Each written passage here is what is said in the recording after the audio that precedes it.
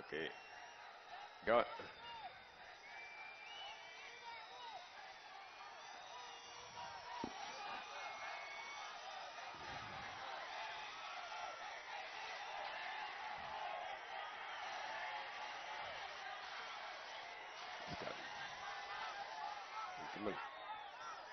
మీరు ఎట్లా వచ్చారు?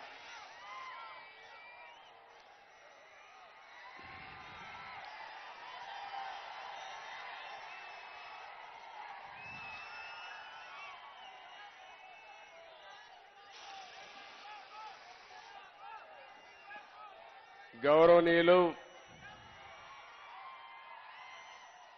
జనసేన అధినేత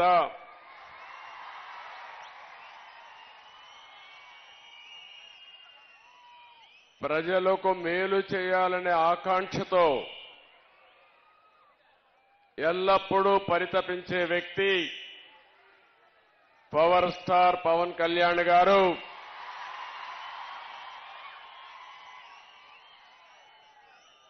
గౌరవనీయులు ఎప్పుడు కూడా మీ అందరికీ అభిమాన నాయకుడే కాకుండా ఒక్క రాజకీయాల్లోనే కాకుండా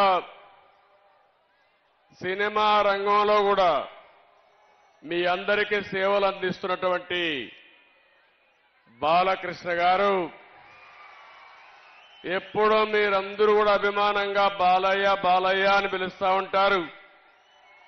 అలాంటి బాలకృష్ణ గారు తెలుగుదేశం పార్టీ జాతీయ ప్రధాన కార్యదర్శి గౌరవనీయులు లోకేష్ గారు,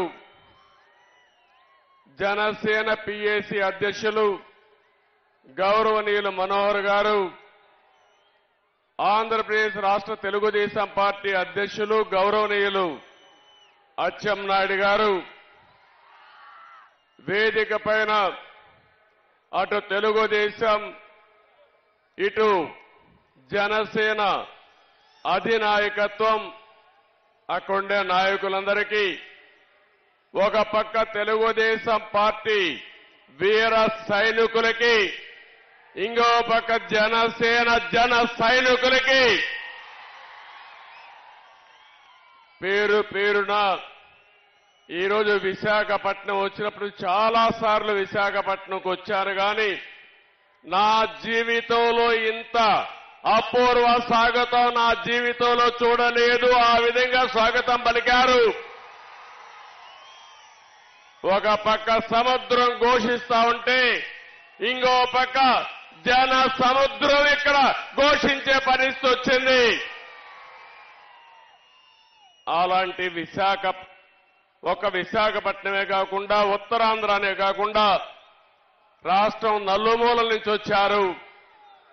యువగళం ఒక పక్క, ఇంకో పక్క ఎన్నికల యుద్ధ బేరీకి మోగించడానికి వచ్చినటువంటి సైనికులందరికీ పేరు పేరున మనస్ఫూర్తిగా నమస్కారాలు. అదే మాదిరిగా మీడియా ప్రతినిధులు కూడా నమస్కారాలు. ప్రత్యేకంగా యువగళం వాలంటీర్స్ కి మనస్ఫూర్తిగా నా అభినందనలు. ఈరోజు ఇంతమంది పేరు నాయకులందరూ మాట్లాడారు. నేనేం మాట్లాడాలో అన్ని విషయాలు కవర్ అయినాయి. ఒక పక్క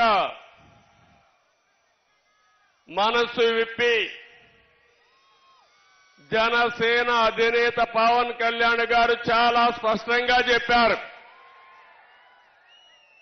గతంలో ఏ విధంగా రాష్ట్రం కోసం సహకరించింది, ఈరోజు మళ్లీ ఏమి ఆకాంక్షించి తెలుగుదేశం జనసేన పొత్తు పెట్టుకుంటుందో చాలా స్పష్టంగా వారు చెప్పడం జరిగింది. ఇంకో పక్క లోకేష్ కూడా 226 రోజులు రాష్ట్రం మొత్తం తిరిగి